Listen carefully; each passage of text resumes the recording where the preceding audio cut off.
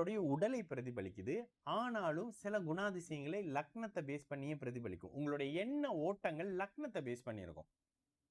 சிம்ம லக்னக்காரரு ஆளுங்களை ரூல் பண்ணுவாருங்க. அரசியல் அதிகாரம் பிடிக்குங்க. அதிகாரம், அந்த அதிகாரம் எங்க இருந்து வருது? அந்த லக்னத்துல இருந்து வருது.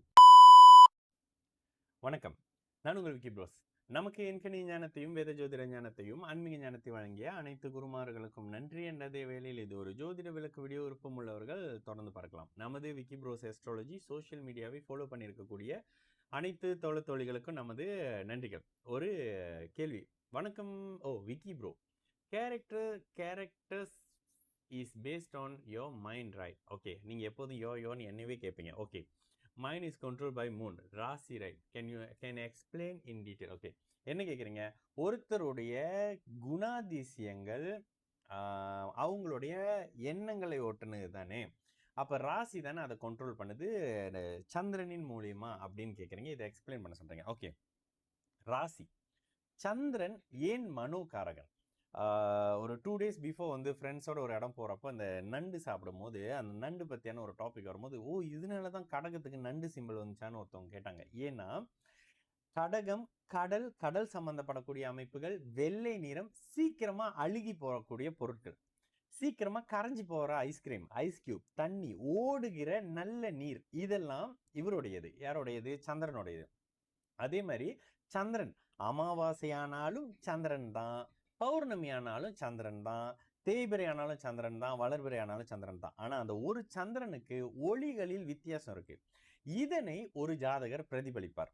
ஒரு கோச்சார ஜென்ம அஷ்டம சனியை ஒருத்தர் எப்படி ஈஸியா தாண்டுவார்? வளர்பிறை சந்திரனா இருக்கும்போது அந்த சந்திரனுடைய நிலைப்பாடு வேறையா இருக்கு. தேய்பிரை சந்திரனா இருக்கும்போது ஒரு மாதிரி இருக்கு. கிரகணத்தோடு பௌர்ணமி அமைப்புகள்ல கிரகணத்தோடு இருந்து ஒருத்தரோட ஒரு 2 years பேக் வந்து ஒரு டிராவல் பண்ணியிருந்த டைம்ல அவங்களுடைய அஷ்டம சனியை கொஞ்சம் டீப்பா பார்த்தேன். அவங்களுக்கு அவங்க மேனிப்புலேட் பண்ற விஷயங்கள் அப்படியே தெரியும். அப்போ கோச்சார சனி பகவான் வரும் பொழுது உங்களுடைய மனதை இருளடிக்கிறாரு, ராசியை இருளடிக்கிறாரு. அதனால உங்களுடைய எண்ணங்கள், செயல்பாடுகள் அதிகமாக இருளடிக்கப்படுது. இது கோச்சாரத்துல. இப்ப ஒருத்தர் பௌர்ணமி அன்னைக்கே பிறந்துடுறாரு, நல்ல பூர்ண சந்திரன் ஒளியா இருக்கிறாரு. இவர் எடுக்கக்கூடிய முடிவுகள் தெளிவாகவே இருக்கும். ஒருவேளை ஒருத்தர் பௌர்ணமி அன்னைக்கு பிறந்துடுறாரு, அவரோட சொன்ன மாதிரி கிரகண அமைப்புகள் இருக்கு. கிரகணம் ராகுவால இருக்குதா, கிரகணம் கேதுவால இருக்குதா, சனியினுடைய இணைவு இருக்குதா, சனியினுடைய பார்வை இருக்குதா, இதெல்லாம் வச்சு ஒருத்தருடைய குணம். இதுல இன்னொன்னு கூட சொல்லலாம் பிரதர்.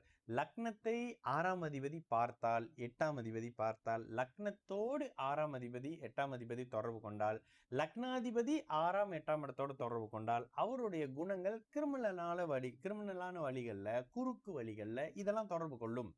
சும்மாவே சனி லக்னத்தை பார்த்தால் கிரிமினலான குணம் இருக்கும்.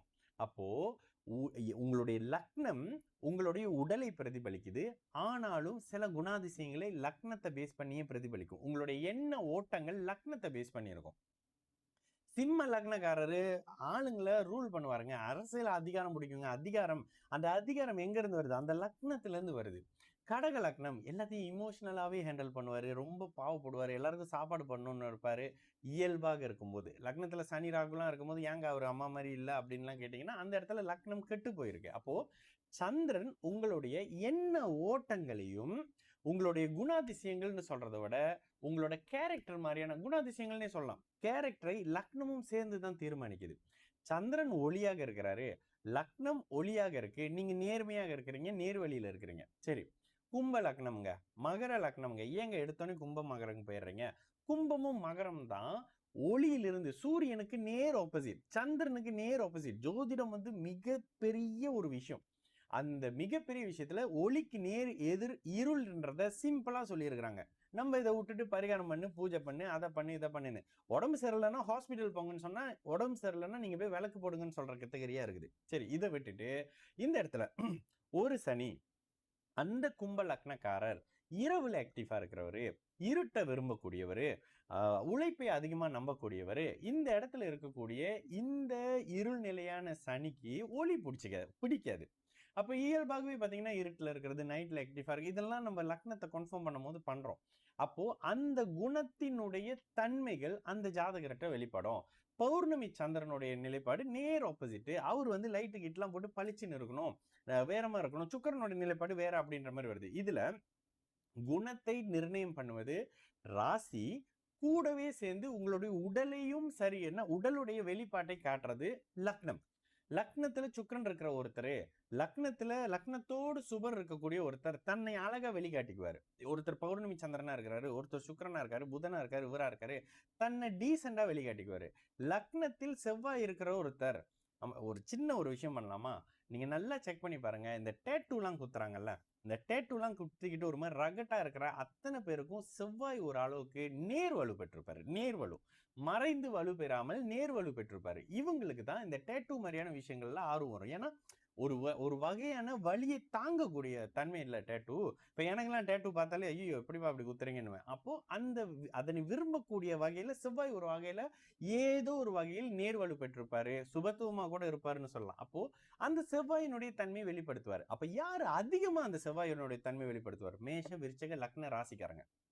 அப்போ செவ்வாயினுடைய தன்மை மகர லக்னம், லக்னத்துல உச்ச செவ்வாய், இவரும் அதை வெளிப்படுத்துவாரு. ஆனா எப்படி வெளிப்படுத்துவாரு?